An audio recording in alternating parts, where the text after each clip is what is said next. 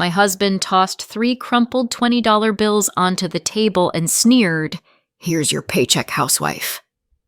He had no idea I was secretly earning 6 figures. When he found out the truth, his face turned whiter than paper, and my mother-in-law, for the first time in her life, was speechless. My name is Ellen, and I want to share the story of how I transformed from a humiliated housewife into a successful businesswoman who put her husband and his mother in their place. It all began on an ordinary rainy morning in our suburban Atlanta home. I had just finished wiping down our massive oak kitchen table. It gleamed so brightly you could see the gray clouds reflected in its surface. The house sparkled as it always did. Every surface was spotless, every item in its place. I took pride in creating a warm, comfortable home. Then my husband Brad stormed into the kitchen. He didn't even glance at the pristine order I maintained daily. Didn't look at me. Without a word, he pulled out his wallet, fished out 3 crumpled $20 bills, and tossed them onto the polished table right next to the vase of fresh lilies. "Here's your paycheck, housewife," he said, his voice cold as ice. I froze, a tight knot forming in my chest. $60. For a month of round-the-clock work. "I don't even know why I bother paying you," he added, still not looking at me. His mother Barbara sat at the kitchen table, sipping her coffee. She let out an approving hum, her eyes glinting with quiet triumph as they slid over me. To her, I was always a nobody, a poor choice for her precious son. Now she relished my latest humiliation. "Exactly, dear," she said, taking another sip. "Some people just don't understand the value of money." I stared silently at the pathetic bills, a pitiful payment for keeping their home spotless, their fridge stocked with home-cooked meals, Brad's shirts perfectly ironed, and the cozy life I built bit by bit every day. 12 years ago, I left a promising engineering job at a major company. Brad insisted on it. He wanted a homemaker by his side, not a career woman. "Why do you need that job, baby?" he'd said back then, kissing my forehead. "I'll provide for us both. You'll be happy at home, making our family's life perfect." He promised I'd want for nothing. And at first, it was true. But over the years, his affection turned to control, his gratitude to dismissal. My labor for our family became invisible to him, as if cleanliness appeared by magic and dinners materialized out of thin air.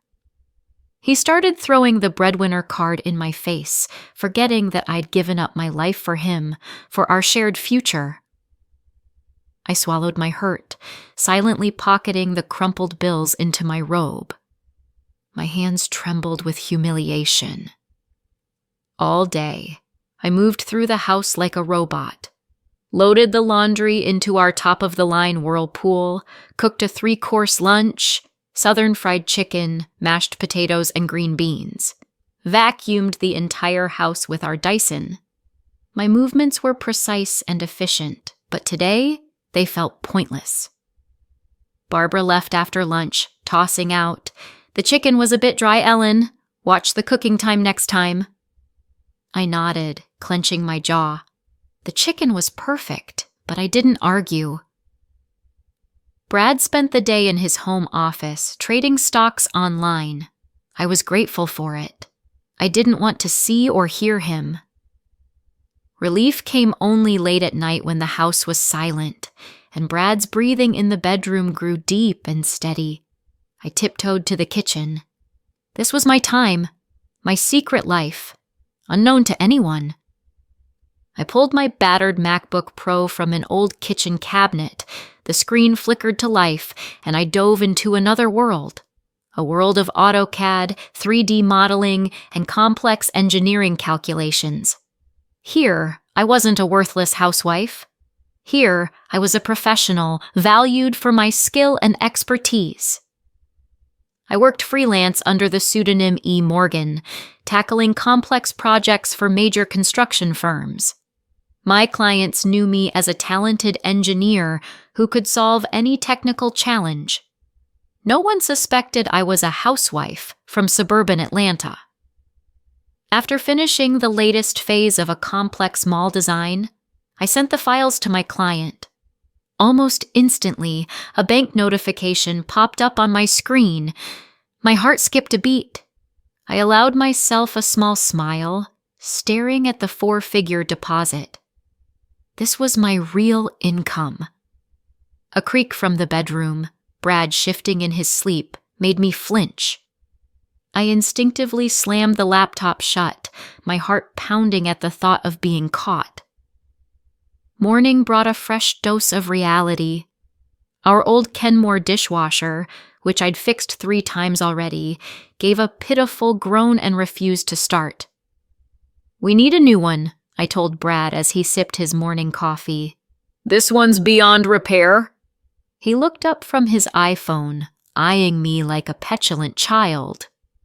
"A new dishwasher? With what money?"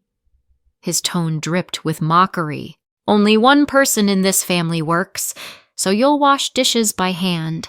Get used to it. Maybe then you'll appreciate the money I earn. It'll be good for your personal growth." I didn't respond. Arguing was futile. I'd learned that long ago. Any attempt to defend myself hit a wall of cold irritation. I nodded and started gathering dishes to wash in the sink. Standing over the pile, I felt a dull, powerless rage simmering inside. He didn't even realize how humiliating his words were. But I had a plan. That evening, while he was out at a sports bar with friends, I opened my laptop again. This time, not for work. I found the schematic for our old dishwasher online, identified the burnt-out part, and ordered a replacement on Amazon with my secret funds. 2 days later, a UPS courier delivered a small box. Armed with a screwdriver and a YouTube tutorial, I replaced the faulty module in about an hour. When I pressed start and the machine hummed to life, filling with water, I felt a surge of satisfaction. My small victory. "It's fixed," Brad noted lazily that evening, hearing the machine's hum. "Yeah," I replied calmly. "I asked an old friend who's good with appliances. He helped for free." Brad nodded, uninterested in details. A few days later, he came home unusually upbeat, announcing he was investing a large sum in a highly profitable project. "It's a crypto startup, Ellen," he said, eyes gleaming, waving his hands. "The returns are insane. We'll be able to buy a new Tesla in 6 months. My inner engineer sensed trouble. Too good to be true. "What's the project? Have you seen their business plan?" I asked cautiously. His face darkened. "What do you care? What do you even know about it? Your job is to cook steaks, not meddle in things you're clueless about." He turned away, signaling the conversation was over and my opinion worthless. I stood in the middle of the room, feeling like a piece of furniture, useful, decorative, but lifeless. That evening, while paying utility bills through our Wells Fargo online banking, I noticed our joint savings account, the one we'd built for years for retirement, was nearly empty. Just $200 left. Brad had taken almost $80,000 without a word. Pale with shock, I showed him the tablet screen. He shrugged. "I invested it." "I told you." "But you didn't say you'd take everything. Brad, that was our money." He laughed, a short, cruel sound. "Our money? Get real, Ellen. Not a single cent of that was yours. I took my money. Now go make dinner." The weeks that followed were torture. Brad's confidence evaporated. He grew nervous, jumpy, constantly glued to his phone, texting someone. Any question from me sparked a flash of anger. He started suspecting me of everything. One evening, he snatched my iPhone from my hands and started scrolling through my calls and messages. "What are you looking for?" I asked, my blood running cold. "Seeing who you're whining to about your tough life," he hissed. He found nothing, of course. My secret life was safely hidden in my old laptop, but the invasion, the distrust, felt like a slap. The breaking point came unexpectedly. I was watering plants in the living room when I overheard Brad on the phone in his office. The door was ajar, and he must have thought I was in the kitchen. His voice wasn't his usual confident or aggressive tone. It was quiet, scared. "I'll pay it all back. Just give me another week," he whispered into the phone. "I didn't know it'd turn out like this. What interest rates? You said—" A pause. I froze, holding the watering can. "I get that you're not joking. I'll find the money, I promise." He hung up. In the silence, I heard his heavy breathing. I understood everything. This wasn't just a failed business. It was a catastrophe. Brad was in debt, and from the sound of it, his creditors weren't the patient type. Our home, maybe even his life, was at stake. I walked into his office slowly. Brad sat with his head in his hands. He looked up, and for the first time in years, I saw raw fear in his eyes, not arrogance. "I heard everything," I said quietly. That was enough. He broke, stammering out the whole story. Reliable people had pitched him a crypto project with promises of massive profits. Blinded by greed, he'd handed over our entire savings. When it collapsed, he was left with a massive debt, with interest piling up daily. When he finished, silence hung in the room. I expected remorse, a plea for help. Instead, Brad found his usual escape. He leapt up, his face twisting with rage. "This is your fault," he shouted, jabbing a finger at me. "If you had a job, we'd have a safety net. But you just sat at home, mooching off me." His voice cracked. "I busted my ass to provide for this family, and all you did was spend." I looked at him, feeling nothing but cold disgust. The love I once had for him had burned away, leaving only ashes. I walked out, leaving him to his tantrum. The next day, while he was out begging friends for loans, I called my old college friend Kevin, now a successful lawyer in downtown Atlanta.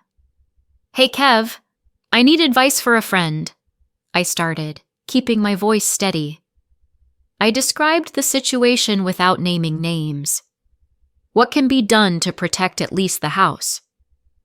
Kevin gave me practical advice. I listened, memorizing, feeling panic give way to cold calculation. That was my first step. That evening, a desperate Brad called his mother. Barbara arrived within an hour, but instead of support, she launched into me from the doorstep. "This is your fault!" she screamed. "Where were you looking? Why didn't you stop him? You're a terrible wife, useless. All you're good for is wiping down counters." She stepped toward me, her face red with rage. "My son is suffering because of you. If you were a real wife, you'd have a job. Help him. You're a parasite." I stood silently as she spewed her venom, turning to stone inside. Brad didn't intervene, letting her pour their shared anger and fear onto me. When Barbara finally ran out of steam, Brad approached. His face was gray, his voice lifeless. "Ellen," he began, avoiding my eyes. "We need money. Urgently. Do you still have your mom's earrings?" I stared at him. Those sapphire earrings were the only thing I had left from my mother, my only memory of her. "They're valuable," he continued monotonously. "I had them appraised. They'd cover at least the first chunk of the debt. Buy us some time." Barbara chimed in. "Finally, you'll be useful. Go get them. Save your husband." It was a gut punch that knocked the air out of me. I looked at Brad, at his mother, and realized I didn't exist to them. I was just a function, a resource. I nodded slowly, feeling the ground slip away. In that moment, I was ready to give up the last thing I had.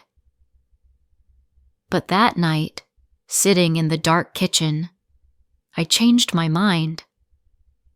In front of me was the small velvet box. I opened it. The sapphires glinted faintly in the moonlight.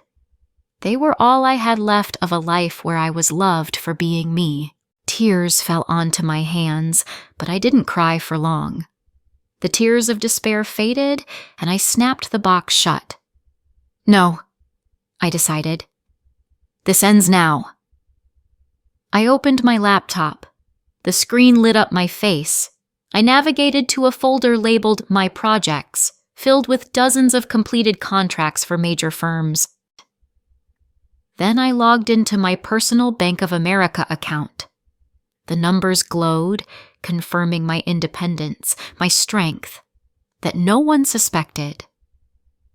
Staring at the six-figure balance, a plan formed, sharp and unrelenting. I wouldn't sell my mother's earrings. I'd buy my freedom.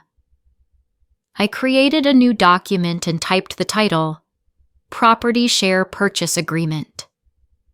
I worked until dawn. Coffee and cold resolve replaced sleep. Using Kevin's advice and legal templates, I crafted a flawless document, point by point. My fingers, which Brad thought were only good for peeling vegetables, flew over the keyboard. The engineering precision I applied to my secret work now served a new purpose, building my new life. By morning, I printed 2 documents, the completed agreement and a fresh bank statement. The kitchen was heavy with tension that morning. Brad and Barbara sat at the table, sullen and angry, quietly discussing which pawn shop would give the most for my earrings. They didn't even glance at me when I walked in. I was no longer a person to them, just a solution to their problem. I approached the table, my hands steady.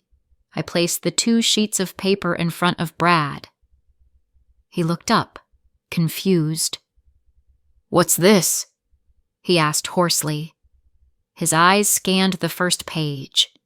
He read the title Purchase Agreement and frowned. Then his gaze moved to the second page, my bank statement. I watched his face change. Confusion turned to shock. His eyes darted between the 6-figure sum and my face, as if he couldn't believe it. Barbara peeked over his shoulder, her mouth falling open. A ringing silence filled the kitchen, broken only by the ticking of the wall clock, counting the seconds of their humiliation. What is this? Where did this come from?" Brad finally stammered, his voice shaking. "I'm not selling my mother's earrings," I said calmly. "But I can solve your problem. I'll pay off your entire debt, down to the last cent. In exchange, you sign this agreement and transfer your share of this house to me." Barbara snapped out of it first, her face flushing. "Are you out of your mind?" she hissed, jumping up. "You blackmailer! He carried you all these years, fed you, clothed you, and now you pull this?" She turned to Brad. "Don't listen to her, son. She's taking advantage of you. We'll figure something out." Brad looked at her with hollow eyes. "Mom, shut up," he said, his voice dead. "They won't wait. My deadline's tonight." He turned back to me, his eyes filled with desperate, powerless hatred. You planned this, didn't you?" he breathed. Sitting quietly in your little hole, stashing money, waiting for the perfect moment to stab me in the back. I looked at him without a shred of sympathy. All my fear, all my pain had forged an unbreakable armor. I didn't plan your stupidity or greed, Brad. I just worked in my spare time while waiting on you hand and foot. Unlike you, I didn't gamble. I earned real money. The money that's about to save your sorry ass. My tone was icy. This isn't a stab in the back. It's a business offer, the only one you've got. I glanced at the clock. Your choice. Sign and your problems disappear. Don't, and wait for your visitors tonight. My bluff was perfect. I had no idea who was coming or when, but his terrified face told me I'd hit the mark. He knew he was cornered. No other options. His smug empire had crumbled, and only I, his useless housewife, could save him. Barbara kept shouting, but her voice sounded distant. I focused only on Brad. He reached for the pen, his hand shaking. He leaned over the agreement. In the silence, the scratch of the pen on paper was deafening, like the click of a lock sealing his old life away. He tossed the pen aside and left the kitchen without looking at me. Barbara sobbed and shuffled after him. I stood alone in the silence. I picked up the agreement. It was mine now. I immediately transferred the money to the account Brad provided. His debt was cleared. A notary certified the agreement, and I became the sole owner of our home. The atmosphere in the house changed beyond recognition. Brad became a shadow, rarely leaving his room. When he appeared in the kitchen, he stared at the floor. No more orders, no more belittling remarks. His arrogance had evaporated, leaving only emptiness. I, on the other hand, blossomed. No more hiding at night. My MacBook now sat openly on the dining table, once a symbol of my invisible labor, now my command center. New contracts glowed on the screen. My secret life was out in the open, and it was liberating. A few days after the agreement, I called Kevin over to discuss next steps. He arrived with a bottle of fine Chardonnay and a wide grin. "Ellen, you've blown me away," he said, raising his glass. "I knew you were sharp, but this is next level." I smiled, but inside, I still felt a chill. The victory was sweet, but the journey had burned too much out of me. "What's next?" Kevin asked, watching me closely. "Freedom," I replied. "But first, I deal with Brad." Brad didn't contest the agreement. He knew he had no chance. His debt was paid, but his pride was shattered. He moved into a small apartment in downtown Atlanta, rented with his last dollars. Barbara went to stay with her sister in Savannah, and I heard she still couldn't accept that housewife outplayed them both. I chose not to sell the house. It was mine, not just legally, but emotionally. Every stain I scrubbed, every shelf I organized, it was my labor. I turned it into my fortress. The living room became my office, where I met clients who knew me as E. Morgan, the engineer with an impeccable reputation. My career skyrocketed. A major Chicago construction firm offered me a contract to design a network of malls. The deal was big enough to buy another house, but I wasn't ready for more changes. I needed time to heal. One evening, sitting in my new office, I opened the velvet box with my mother's earrings. The sapphires gleamed under the lamp, reminding me of the woman who taught me strength. I put them on for the first time in years and looked in the mirror. This wasn't the Ellen who gave up her dreams for someone else's expectations 12 years ago. This was a new me, a woman who rebuilt her life, brick by brick, like an engineer designing a skyscraper. Brad tried to reach out once. He sent a long message full of apologies and hints at reconciliation. I read it but didn't reply. He was part of the past, and I was looking only forward. A year later, I founded my own engineering firm, small but mine. I hired 2 young, passionate engineers, and together we worked on projects that reshaped city skylines. My clients didn't know their leader once washed dishes by hand because her husband refused to buy a new dishwasher. It didn't matter. What mattered was that I became who I was always meant to be. One evening, standing by my window, looking at my blooming garden, I realized the pain was gone. The humiliation, fear, and loneliness were behind me. I'd built not just a career, but a new self. And deep down, I knew my mom was proud. I turned to my MacBook, opened a new project, and started working. For the first time in years, I was truly, completely happy. Did you like the story? Write your opinion in the comments.